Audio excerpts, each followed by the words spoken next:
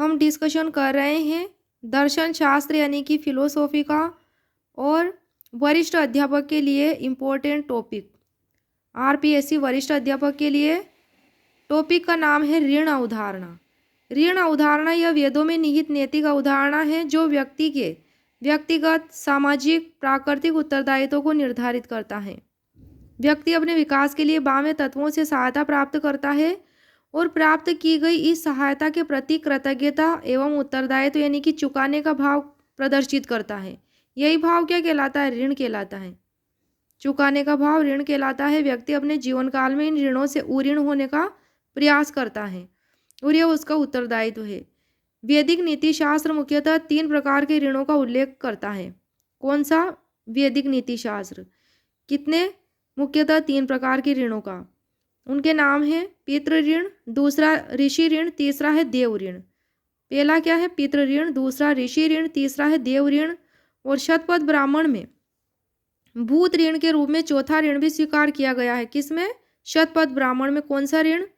भूत ऋण, चौथे ऋण के रूप में। किंतु अधिकांश विद्वान भूत ऋण को देव ऋण में शामिल कर लेते हैं। अतः ऋण 3 प्रकार के हैं।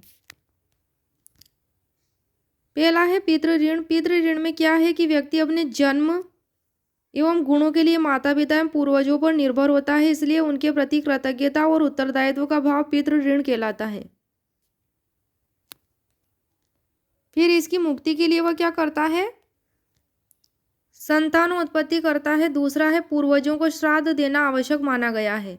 आधुनिक परिस्थितियों में उत्पन्न की गई संतान को उत्कृष्ट संसार प्रदान करने योग्य सुकर नागरिक बनाना। उत्कृष्ट संसार प्रदान करके संतान को उत्कृष्ट संसार प्रदान करके सुयोग्य नागरिक बनाना तथा बुजुर्गों की सेवा करना भी इस ऋण से मुक्ति के साधनों में शामिल कर लिया गया है। किसमें शामिल कर लिया गया है? पितृ ऋण में। दूसरा है ऋषि ऋण। व्यक्ति अपने जन्मजात गुणों के विकास हेतु उचित मार्गदर्शन पर निर्भर होता है। यह मार्गदर्शन वह शिक्षकों से प्राप्त करता है, मित्रों से प्राप्त करता है, सहयोगियों से प्राप्त करता है, पति पत्नी से, परिस्थितियों आदि से। इसलिए उन सभी के प्रति कृतज्ञता और उत्तरदायित्व का भाव ऋषि ऋण कहलाता है। ऋषि ऋण मुक्ति का माध्यम क्या है? गुरुओं से प्राप्त की गई शिक्षाओं को और अधिक परिमार्जित करके अन्य लोगों तक प्रसारित करना और इस ऋण से मुक्ति का माध्यम माना गया है।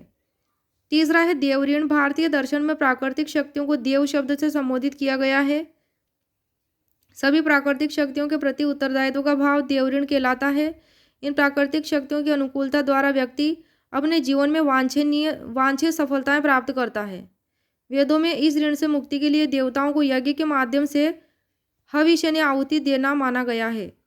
अग्नि को देवताओं का मुख्य मानने के कारण हविष में प्रदान की गई सामग्री देवताओं को समर्पित की जाती है। आधुनिक अवधारणा में पर्यावरण संरक्षण, हरित लेखांकन संबंधी समस्त कार्य इसमें शामिल कर लिए गए हैं। हरित लेखांकन किससे संबंधित है? पर्यावरण संरक्षण से संबंधित है। ये जो पॉइंट बना हुआ है ये क्वेश्चन 2nd ग्रेड में पूछा जा चुका है। चौथा जो बताया गया था शतपथ ब्राह्मण में भूत ऋण के रूप में स्वीकार किया गया था कि पंचभूतों के प्रति कृतज्ञता का भाव भूत ऋण कहलाता है। कौन से पंचभूत? पृथ्वी, अग्नि, जल, वायु, आकाश। इन पंचभूतों से निर्मित वस्तुओं का उपभोग करके व्यक्ति अपने जीवन में सफलताएं प्राप्त करता है। शतपथ ब्राह्मण के अनुसार दान ही इस ऋण से मुक्ति का एकमात्र माध्यम है। शतपथ ब्राह्मण के अनुसार क्या है कि दान ही भूत ऋण से मुक्ति का एकमात्र माध्यम है, दान करना।